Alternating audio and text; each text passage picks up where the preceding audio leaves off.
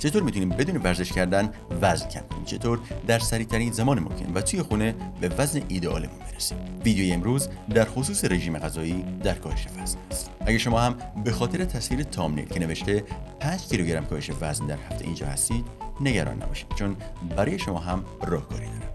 اما در این ویدیو قراره یه راهکار کلی برای کاهش وزن به شما ارائه بدم. قراره یک بار برای همیشه یاد بگیریم که خودمون گلیممون رو از آب بیرون بکشیم.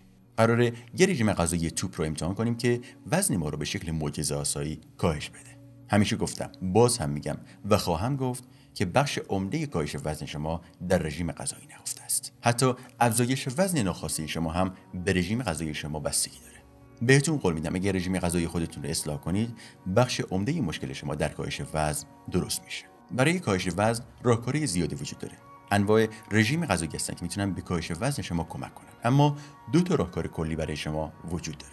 اول اینکه رژیم غذایی روی کاغذ یا برنامه غذایی هفتگی دیگه منقرض شده و متعلق به قرن بوقه. اگه کسی هم شما رو به داشتن یک برنامه غذایی ماهانه یا هفتگی تشویق کرد، در نهایت احترام ایشون رو متعلق به قرن بوق بدونید. اینکه یه برنامه غذایی بنویسی که به شما بگه برای مثال روز دوشنبه برای نهار چی بخوری، نه تنها کارساز نیست، بلکه شما رو از رژیم غذایی واقعیتون کاملا دور میکنه. رژیم غذایی درست اینه که به شما کمک کنه تصمیم‌های غذایی بهتری بگیرید. شما توی قرن 21 به سر میبرید، بنابراین غذاهای ناسالم، فست فودها و خوراکی‌های رنگارنگ اطراف شما رو کاملا احاطه کردن.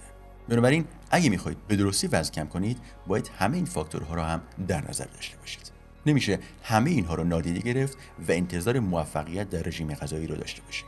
اگه رژیم غذایی شما یه رژیم غذایی جذاب نباشه، بلافاصله از اون متنفر میشید. اگه از مسیر کاهش وزن لذت نبرید، مقصد کاهش وزن هم برای شما دور از دسترس میشه. زندگی شما باید تعادل لذت بخشی از فیتنس و خوشگذرانی باشه. نمیشه یه نفر رو با محدود کردن و توی قفس کردن لاغر کرد.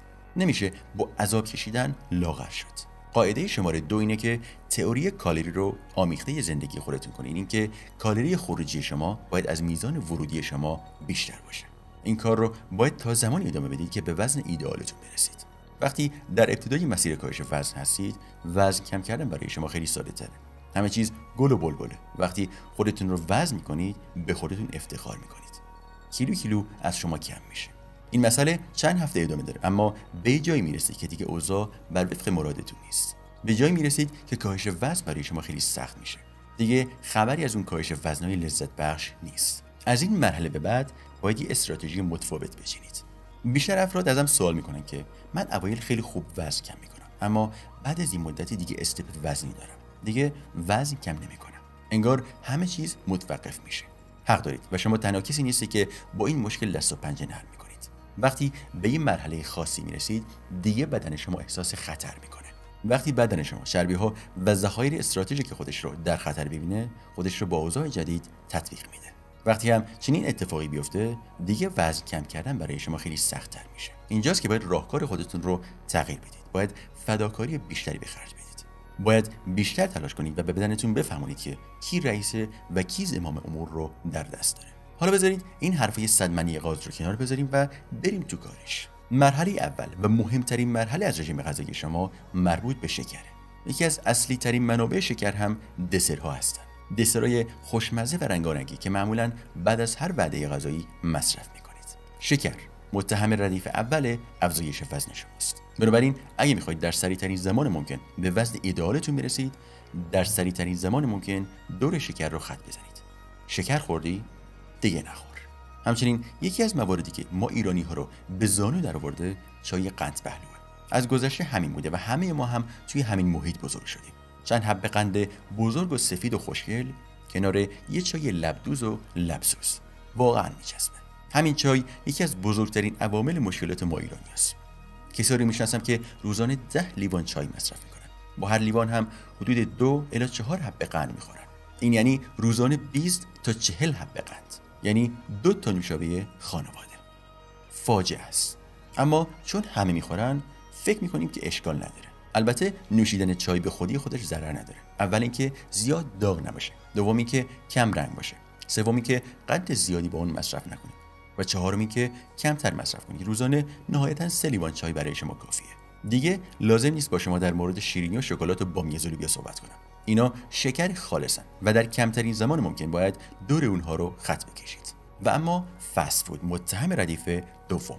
نمیگم فست فود نخورید، نمیگم ساندویچ نخورید. من خودم بارها ساندویچ و پیتزا خوردم، اما باید مقدار اونها رو محدود کنید. نهایتاً هفته یک بار میتونید پیتزا یا ساندویچ مصرف کنید. یه نکته اساسی، بعد خوردن هر نوع فست فود باید بلافاصله ورزش یا پیاده روی کنید. باید کالری بیش از حد فست فود رو بلافاصله بسوزونید تا جذب بدن شما نشه.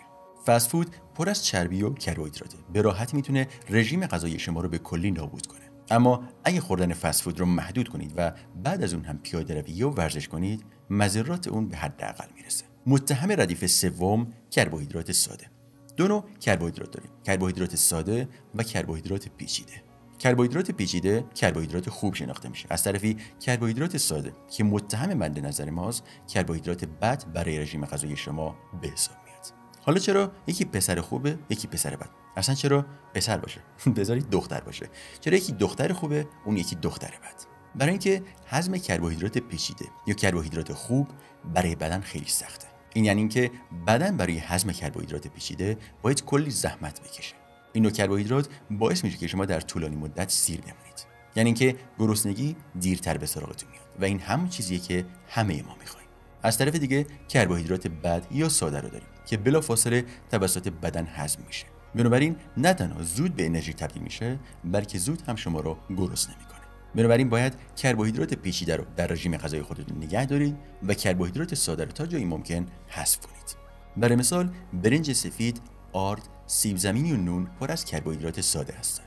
از طرف دیگه برنج قهوه‌ای، نون سبوسدار، سیب زمینی شیرین، نون هفت‌غله و سمولینا پر از کربوهیدرات پیچیده هستند. اگه با بلغور میونی خوبی دارید، حتی از برنج قهوه‌ای هم برای شما بهتره. بلغور که در زبان کردی برویش هم خونده میشه، نصف برنج قهوه‌ای کالری و چربی داره، اما 2 برابر اون فیبر داره. بنابراین هم کالری و چربی کمتری داره، هم برای مدت بیشتری شما رو سیر نگه می‌داره. بلغور همون گندم قرمزه که در 2 نوع وجود داره. نوع اول گندم قرمز سالمه که پخت اون زمان زیادی نیاز داره. نوع دوم در مناطق کردنشین به وفور پیدا میشه و اون رو برویش میگن، همون بلغور گندم قرمزه. البته قرار نیست که خودمون رو با کربوهیدرات پیچیده خفه کنیم و هر روز کلی از این مواد غذایی مصرف کنیم. هدف اینه که مقدار کمی از این مواد غذایی باعث میشه که ما در طولانی مدت سیر بمونیم و غذای کمتری مصرف کنیم. اگه این 3 قاعده رو در زندگی خودتون پیاده کنید، دیگه خبری از افزایش وزن نخواهد بود. اگرم وزن کم کنید، دیگه وزنتون دوباره به نقطه اول برنمیگرده. حالا میرسیم به مرحله 4. تا حالا در مورد حذف صحبت کردیم، اینکه چه چیزایی رو در رژیم غذایی خودمون حذف کنیم، اونها رو نخوریم. اما حالا میرسیم به قواعد رژیم غذایی درست. شاید تا به حال رژیم غذایی پارینه سنگی به گوشتون خورده باشه.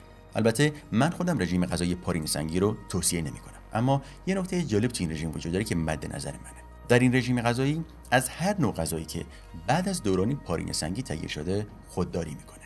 در مثال برنج، سیب زمینی، لبنیات، شکر، حبوبات و غلات در این رژیم جایی ندارن.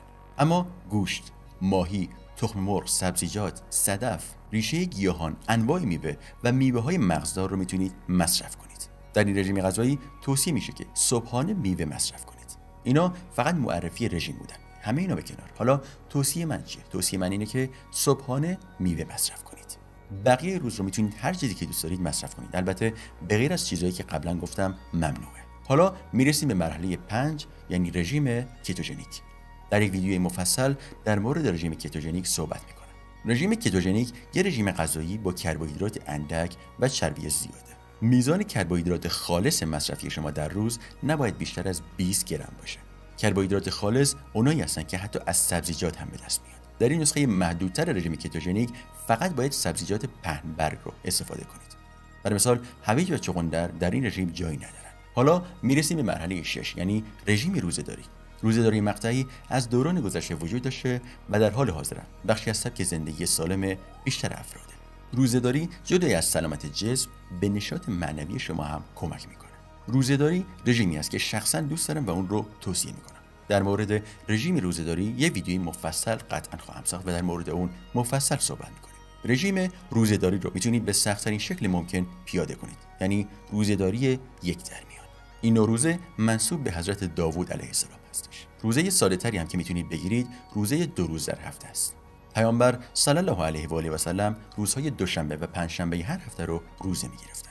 حالا به چیزی برسیم که در تامنیل ویدیو در مورد اون صحبت کردیم، اینکه چطور در هفته 5 کیلوگرم وزن کم کنیم. این روش ترکیب رژیم کتوژنیک با رژیم روزه‌داریه. هر دو این رژیم ها سرعت کاهش وزن شما رو افزایش میدن و به لحاظ پزشکی هم ترکیب این دو با هم دیگه اشکالی نداره، مگه اینکه شما مشکل پزشکی خاصی داشته باشید. در این صورت حتما بهتره با پزشک خودتون مشورت کنید. هر کدوم از این دو تا رژیم غذایی سخت و دشوار هستن و ترکیب اونها میتونه دشواری اونها رو چندین برابر کنه.